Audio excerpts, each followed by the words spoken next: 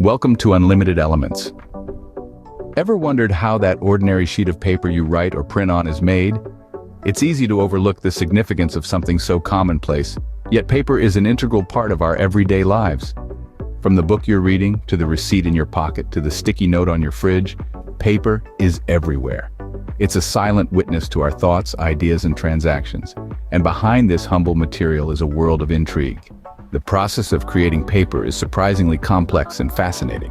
Paper begins its life as a tree, specifically as wood chips from a tree. Let's dive into the fascinating journey that takes these wood chips and transforms them into pulp. The first stop on this journey is the pulping machine. Here, the wood chips are mixed with water and heat, creating a soupy mixture. This mixture is then mechanically or chemically processed to separate the wood fibers. Water plays a crucial role in this process. It not only softens the wood chips, making them easier to break down, but also helps in the separation of fibers. Heat, on the other hand, accelerates the process, speeding up the breakdown of the wood chips. Once the fibers are separated, we are left with pulp. But did you know that there are different types of pulp? That's right, depending on the type of tree and the method of processing, we can have hardwood pulp, softwood pulp, and even recycled pulp. Hardwood pulp, derived from trees like oak and birch, is used for making fine papers and tissues. Softwood pulp from trees like pine and spruce gives us papers that are strong and durable, ideal for packaging and newspapers. Recycled pulp, as the name suggests, comes from recycled paper products and is a sustainable choice for making paper. So now we have pulp, but how does it transform into the smooth paper we use every day? Transforming pulp into paper involves a series of intricate steps. Let's take a closer look at this fascinating process. First, we have the bleaching process.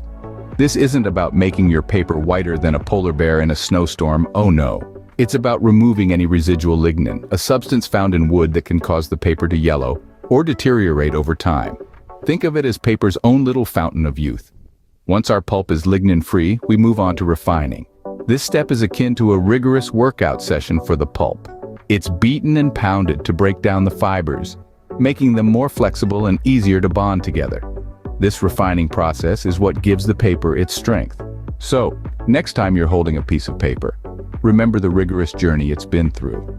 Now let's form this pulp into a paper sheet. The pulp is poured onto a large screen and water is drained away, leaving behind a mat of intertwined fibers. Think of it as a giant paper-making sieve. This mat is then pressed to squeeze out any remaining water and further bond the fibers.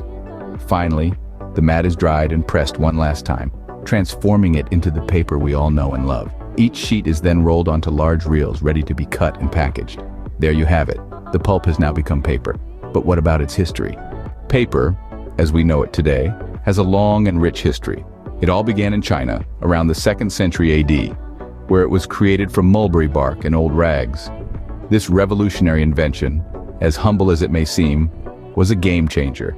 Before paper, writing was done on bones, shells, and even silk. But these materials were either scarce or expensive.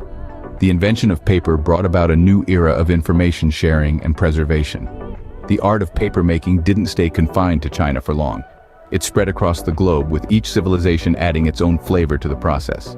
The Arabs, for instance, introduced the use of linen in paper production during the 8th century AD, while the Europeans in the 13th century pioneered the use of water-powered paper mills. The technology and methods evolved over time. The 19th century saw the introduction of wood pulp as the primary raw material, replacing rags and other plant fibers. This allowed for mass production and made paper more affordable and accessible than ever before.